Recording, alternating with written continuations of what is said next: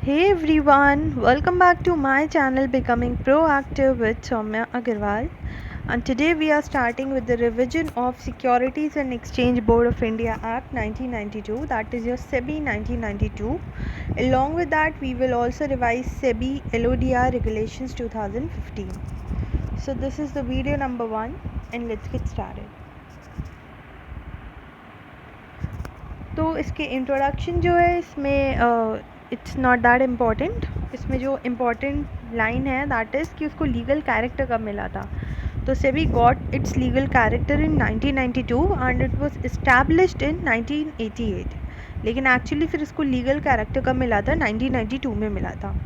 अब ये पैराग्राफ आप सेल्फ रीड कर लेना. इस पैराग्राफ में मैं आपको बता देती हूँ क्या है कि जैसे जैसे कैपिटल मार्केट में बहुत ज़्यादा ग्रोथ आ रही थी, तो पहले क्या होता था ना, जब सेबी नहीं था तो जो अलग अलग एक्ट्स हैं उसी के अंदर कैपिटल मार्केट से रिलेटेड लॉज एंड रेगुलेशंस थे. बट जब नीड हुई कि कैपिटल मार्केट को अलग से एक लॉ की नीड है जो कैपिटल मार्केट के अंदर जो भी ट्रांजेक्शन्स चल रहे हैं उनको डील कर पाए, तब क्या किसका इंट्रोडक्शन करा गया, गवर्नमेंट ने तब एक रेगुलेटरी बॉडी या जिसको आप एजेंसी भी कह सकते हो निकाली, जिसको हम सेबी कहते हैं. नाउ इसके प्राइमरी ऑब्जेक्टिव्स जो हैं वो 3 हैं. This you have to learn by heart. First of all क्या है, protecting the interest of investors. मतलब जिन लोगों ने इन्वेस्ट कर रखा है उनके इंटरेस्ट को प्रोटेक्ट करना प्राइमरी ऑब्जेक्टिव है सेबी का. साथ ही में सिर्फ हमें इंटरेस्ट ही प्रोटेक्ट नहीं कर रहा, कोई भी इन्वेस्ट अगर कैपिटल मार्केट से करता है तो उसका यही इंटेंशन रहता है कि वो क्या कर पाए, कुछ ना कुछ गेन ही कर पाए. एंड अगर आपके इन्वेस्टर को गेन करना है कुछ, तो उसके लिए मार्केट का ग्रोथ होना भी तो बहुत ज़रूरी है ना. So that is why the objective of SEBI is that only, that they have to promote the development. Also उनको रेगुलेट भी करना होता है सिक्योरिटीज़ के मार्केट को कि सारी चीज़ें जो हो रही हैं वो as per provisions, as per rules and regulations हो रही हैं या नहीं हो रही हैं. So these are the basic 3 you can say primary objective, 3 objectives of SEBI. तो इसको आपका लीगल कैरेक्टर कब मिला था, 1992 में. डेट याद कर लीजिए, 30th जनवरी. ओके. अभी जो डेफिनेशंस हैं these are not that important, इसको एक बार रीड कर लेना. Now we are coming to the next part. अब हम लोग बात कर रहे हैं सिक्योरिटीज़ एंड एक्सचेंज बोर्ड की. तो जो सेबी है वो क्या है, सेबी एक बॉडी कॉर्पोरेट की तरह इस्टेब्लिश हुआ है. Securities and exchange board of India ये क्या है, एक बोर्ड है. ये कैसे इस्टेब्लिश हुआ है, एक बॉडी कॉर्पोरेट. जैसे ही ये वर्ड आप पढ़ते हो बॉडी कॉर्पोरेट, आपके दिमाग में सारी के सारी कैरेक्टरिस्टिक्स जो एक बॉडी कॉर्पोरेट की हैं ये आ जानी चाहिए. तो क्या क्या कैरेक्टरिस्टिक्स होती हैं बॉडी कॉर्पोरेट की.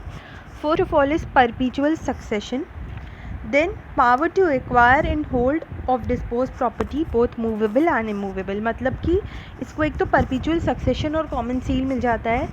मतलब हम जन्मों जन्मों तक इसको कैरी फॉरवर्ड करेंगे. वी विल नॉट अज्यूम कि ये किसी दिन आके एंड हो जाएगा. तो मानते हैं कि इसका जो सक्सेशन है that is going to be perpetual. साथ ही में कॉमन सील का मतलब क्या हुआ, जैसे कि आपकी सिग्नेचर्स होते हैं इसी तरह से बॉडी कॉर्पोरेट्स के पास में कॉमन सील होता है. नाउ इसके साथ ही में इसके पास में ये पावर रहेगी कि ये कोई भी प्रॉपर्टी एक्वायर कर सके या डिस्पोज कर सके. अब वो प्रॉपर्टी बहुत इमूवेबल भी हो सकती है और मूवेबल भी हो सकती है. साथ में ये कॉन्ट्रैक्ट भी कर सकता है, ये सीयू भी कर सकता है in the name of SEBI. SEBI क्या कर सकता है, किसी को सीयू भी कर सकता है और कोई सेबी को भी सीयू कर सकता है. देन द हेड ऑफिस जो है ये मुंबई में है. फर्दर जो बोर्ड है इसने अपने इस्टेब्लिश कर रखे हैं ऑफिसेस दूसरी जगहों पे भी, लेकिन जो हेड ऑफिस है वो कहाँ है, मुंबई में है. अब आते हैं हम मैनेजमेंट में. अभी तक हम लोगों ने देखा कि जो सेबी है जिसको हम बोर्ड बोल रहे हैं, यहाँ पे बोर्ड का मतलब बोर्ड ऑफ डायरेक्टर नहीं है, यहाँ पे बोर्ड का मतलब सेबी बोर्ड से है. तो सेबी बोर्ड के अभी हम लोगों ने पढ़ा कि एक बॉडी कॉर्पोरेट होता है. अब इसका कॉम्पोजिशन क्या होने वाला है, इस बोर्ड के अंदर कितने लोग होने वाले हैं, कौन कौन लोग होने वाले हैं, that we are going to read. So please mark it very important. ये कॉम्पोजिशन है सेबी बोर्ड की. अभी आगे फर्दर चैप्टर में और भी हम कॉम्पोजिशंस पढ़ने वाले हैं. सो दैट इज़ वाई इसको आप अच्छे से मार्क कर लो. ये किसकी कॉम्पोजिशन की बात हो रही है, बोर्ड की, सेबी बोर्ड की.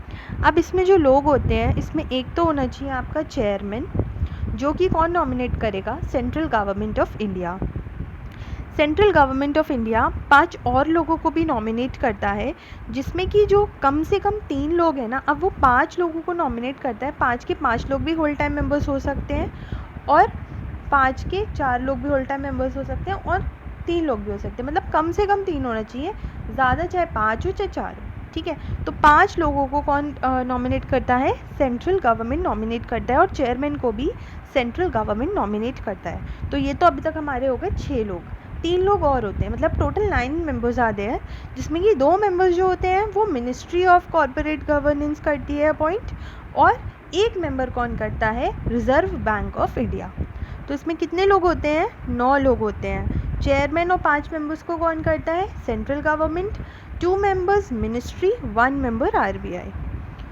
तो जो जनरल सुपरिटेंडेंस और डायरेक्शन और मैनेजमेंट होता है वो बोर्ड का किसके पास रहता है? मेंबर्स के पास में रहता है। ये सारी की सारी एक्सरसाइज करते हैं, पावर्स और डिसीजंस लेते हैं।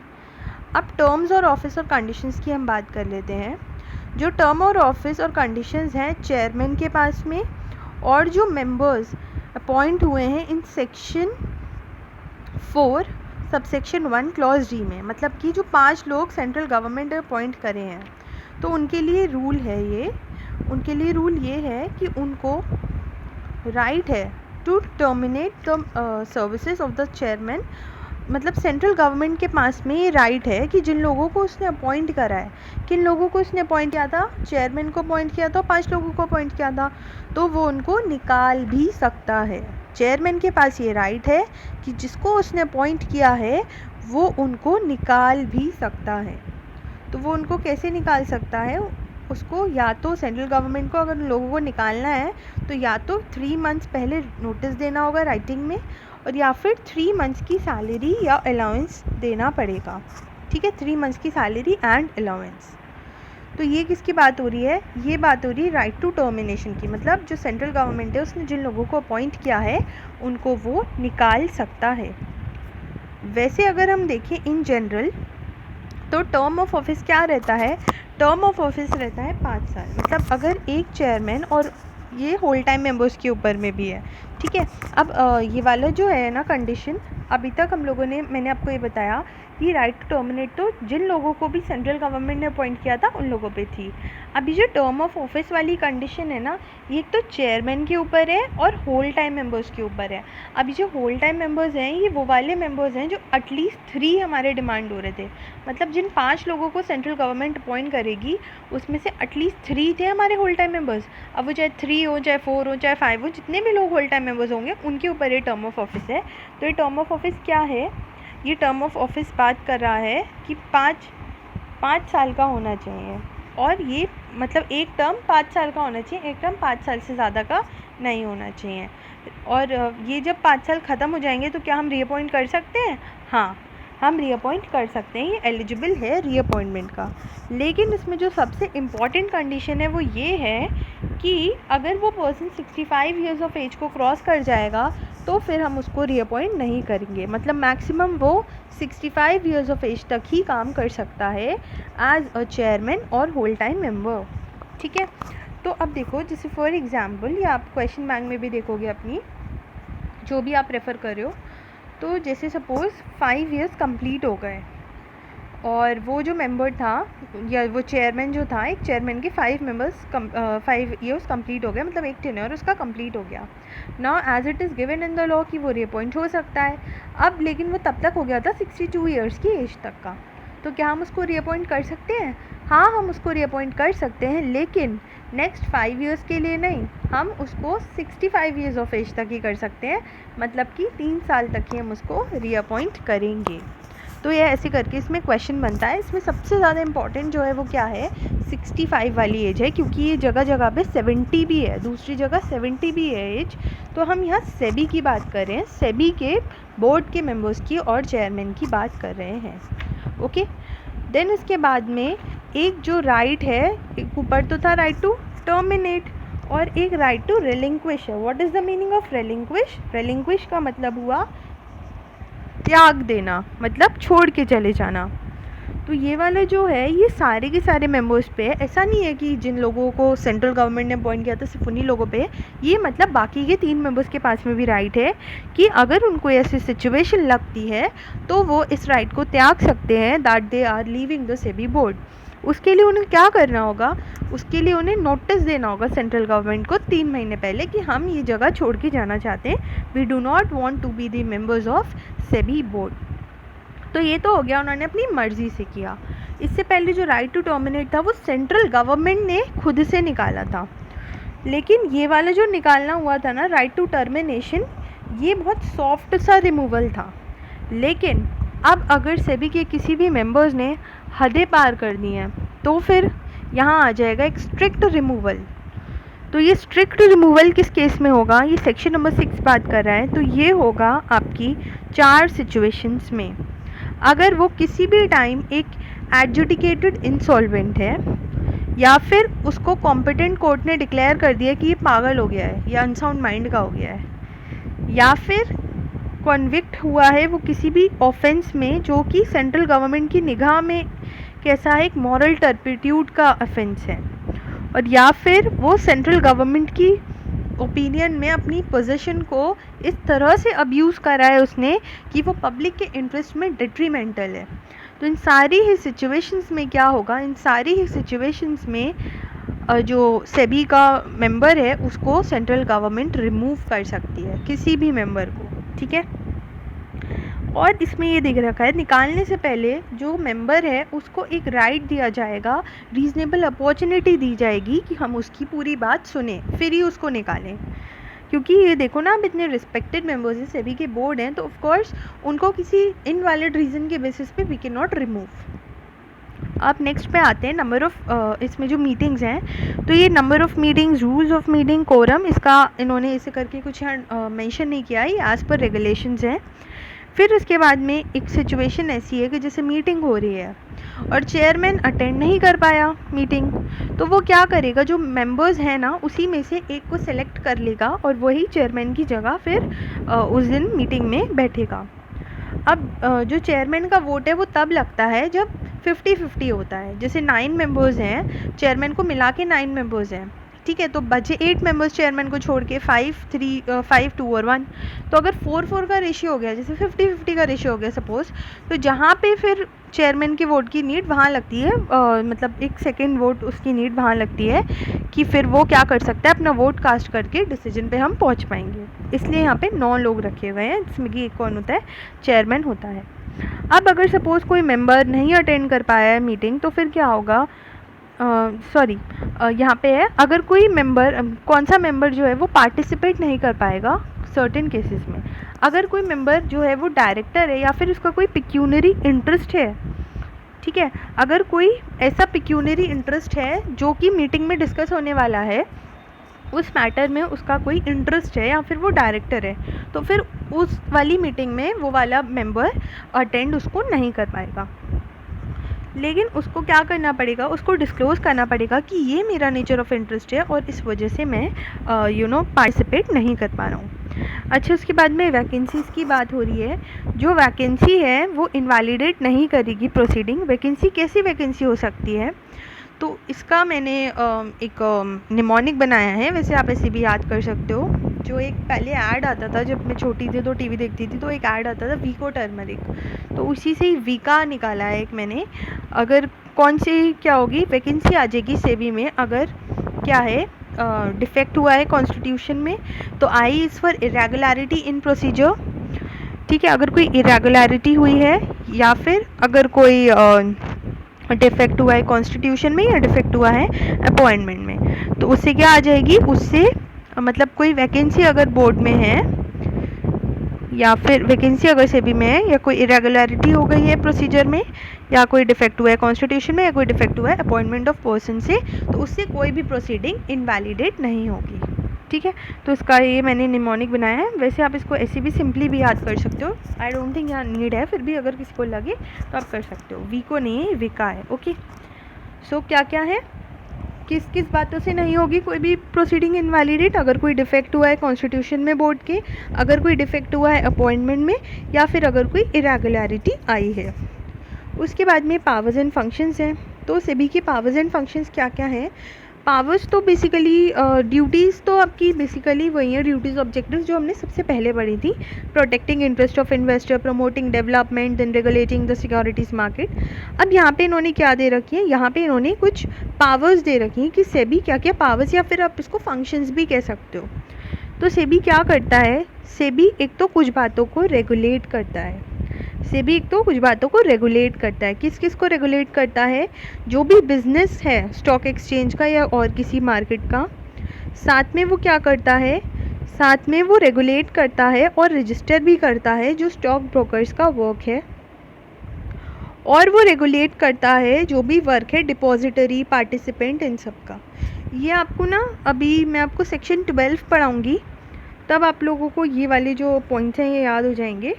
बट तब तक मैं आपको बता देती हूँ कि वो किन किन को रेगुलेट करता है। वो बिज़नेस को रेगुलेट करता है, स्टॉक एक्सचेंज को, वर्किंग रेगुलेट करता है स्टॉक ब्रोकर्स की, और वर्किंग रेगुलेट करता है और रजिस्टर करता है किसको?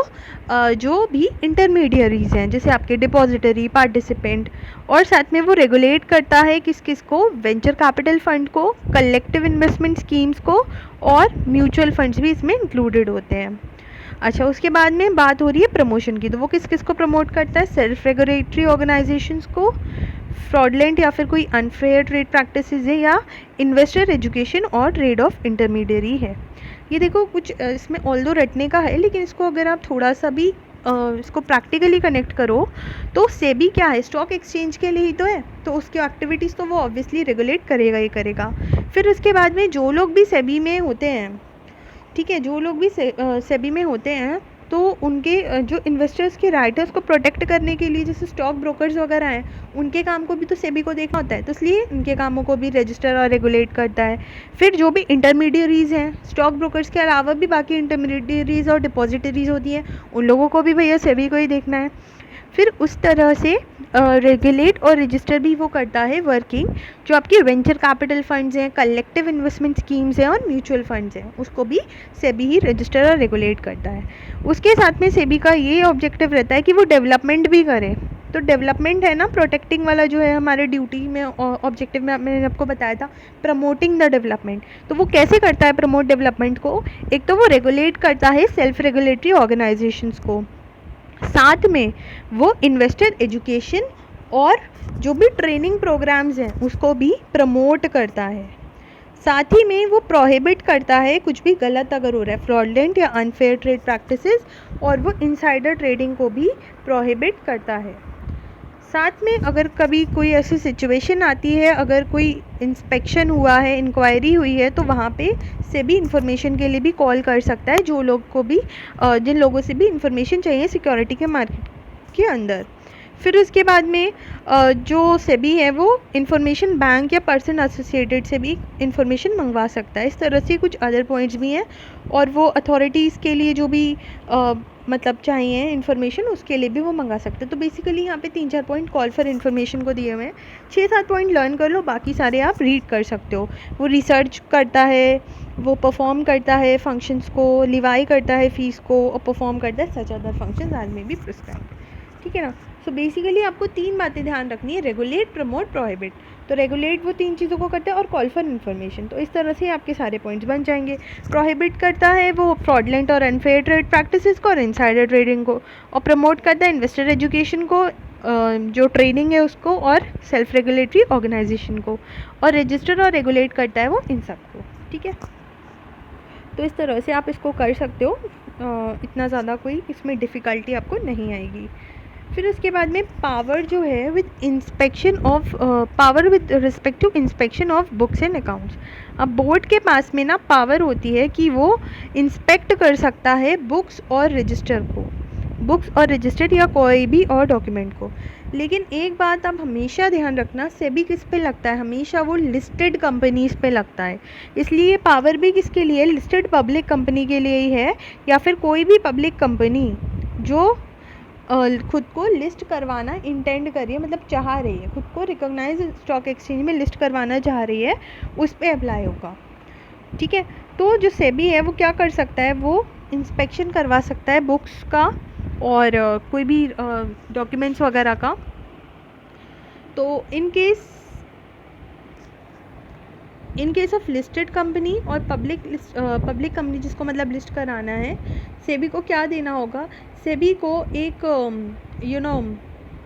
एक उनको मौका देना होगा कि अगर वो इनसाइडर ट्रेडिंग या फ्रॉडलेंट अनफेयर ट्रेड प्रैक्टिसेस में ही है, तभी फिर उनको क्या करना होगा, मतलब उनको ये प्रूव करना होगा, जो आपकी लिस्टेड कंपनी है और जो आपके लिस्टेड कंपनी है और जो कंपनीज लिस्ट करवाना चाह रही हैं, उनको सेबी को क्या देना होगा, एक रीज़नेबल ग्राउंड उसके पास होना चाहिए कि ये लोग जो हैं इनसाइडर ट्रेडिंग में या फ्रॉडलेंट अनफेयर प्रैक्टिसेस में इन्वॉल्व हुए हैं। तभी सेबी ऐसा कर सकता है कि वो इंस्पेक्शन करवा सकता है बुक्स का या फिर किसी रजिस्टर का, ठीक है। और जो सीजी है, सेंट्रल गवर्नमेंट जो है, वो मेजर्स ले सकती है इसके लिए। ये मैं आपको एक बार फिर से बता देती हूँ ये वाला पॉइंट क्या है। बोर्ड में take measures to undertake inspection of any book और रजिस्टर और any other document of listed public company है जो लिस्ट करवाना चाह रही है, where the board has reasonable ground to believe that such company has been indulged in insider trading और fraudulent and unfair trade practices. मतलब कि ये है कि जो बोर्ड है ना, वो इंस्पेक्शन करवा सकता है इन कंपनीज़ की बुक्स और रजिस्टर का, किन कंपनीज़ का, जो लिस्टेड पब्लिक कंपनी है या फिर वो पब्लिक कंपनी है जो खुद को लिस्ट करवाना चाह रही हैं, अगर उसके पास में ये रीज़नेबल ग्राउंड है टू बिलीव कि वो कंपनीज़ जो हैं वो इनसाइडर ट्रेडिंग या फ्रॉड में इन्वॉल्व्ड हैं, ठीक है ना। तो ये है बस, यहाँ पे और कुछ नहीं है। मैंने उसको आपको थोड़ा बड़ा चढ़ा के बता दिया था तो वो कंफ्यूजिंग बन गया था, बट आई होप कि आपको ये अब क्लियर है। अब उसके बाद में पावर्स हैं जो सिविल कोड की जो एक्सरसाइज कर सकता है सेबी। तो अगर डिस्कवरी या फिर प्रोडक्शन है बुक्स ऑफ अकाउंट्स का या अदर डॉक्यूमेंट्स का, तो वो मतलब उसके पास में पावर है सिविल कोड से रिलेटेड, जो पावर्स सेबी एक्सरसाइज कर सकता है। तो वो डिस्कवरी कर सकता है या प्रोड्यूस कर सकता है books of documents at such place and such times जो बोर्ड ने प्रिस्क्राइब किए हैं उस पर। फिर साथ में वो समन और इन्फोर्स कर सकता है अटेंडेंस ऑफ पर्सन, वो एग्जामिनेशन ऑन ओथ कर सकता है, वो इंस्पेक्शन कर सकता है बुक्स डॉक्यूमेंट्स रजिस्टर्स का, जो भी सेक्शन 12 में है जिस भी प्लेस में है। फिर वो बुक्स रजिस्टर्स का इंस्पेक्शन कर सकता है किसी भी लिस्टेड कंपनी का या उस पब्लिक कंपनी का जो खुद को लिस्ट करवाना चाह रही है। ये जो सेक्शन 12 वाला है ना, सेक्शन 12 वाला उन लोगों की बुक्स ऑफ अकाउंट्स हैं जो सेबी के लोग हैं बेसिकली, और वैसे जो जनरल बुक्स ऑफ अकाउंट्स बनती हैं। और वो क्या कर सकता है, वो इशू भी कर सकता है commissions to examination of witness और डॉक्यूमेंट्स। मतलब ये है कि जब सूट का होगा ना सिविल कोर्ट के अंडर जब आ जाएगा आपका जो भी केस है, तो उस केस में सेबी बोर्ड के पास में क्या क्या पावर है। पहला तो अभी तक मैंने आपको बताया था कि वो इंस्पेक्ट करवा सकता है बुक्स ऑफ अकाउंट्स अगर उसको ऐसा लगता है कि कोई इनसाइडर ट्रेडिंग या फ्रॉडलेंट अनफेयर ट्रेड प्रैक्टिस है। लेकिन यहाँ पे हो रहा है कि जब वो एक सूट के लिए जा रहा है सिविल कोर्ट के पास में, तो उसके पास में क्या क्या पावर्स हैं, तो वो ये चीज़ है यहाँ पे। उसके बाद में आपका दे रखा है passing of an order by board. तो जो बोर्ड है वो क्या कर सकते हैं, for reasons to be recorded in writing in the interest of investors take the following measure either pending investigation और इंक्वायरी। अब यहाँ पे बात हो रही है आपकी इन्वेस्टिगेशन और इंक्वायरी से, सो प्लीज़ कोई भी जना कंफ्यूज नहीं होना। अभी तक हम लोगों ने पढ़ा था इंस्पेक्शन, अब हम लोग पढ़ रहे हैं इन्वेस्टिगेशन और इंक्वायरी। तो 3 चीज़ें हो गई अभी तक, इंस्पेक्शन, इन्वेस्टिगेशन और इंक्वायरी। मैं ये वीडियो ना अभी यहीं एंड कर रही हूँ। मैं यहाँ से जो है वो नेक्स्ट पार्ट में कवर करूँगी क्योंकि थोड़ा सा ज़्यादा बड़ा है, सो इसमें मुझे थोड़ा सा ज़्यादा टाइम लगेगा। ओके, तो मैं इस पार्ट को यहीं एंड कर रही हूँ and meet you in the next part. Thank you.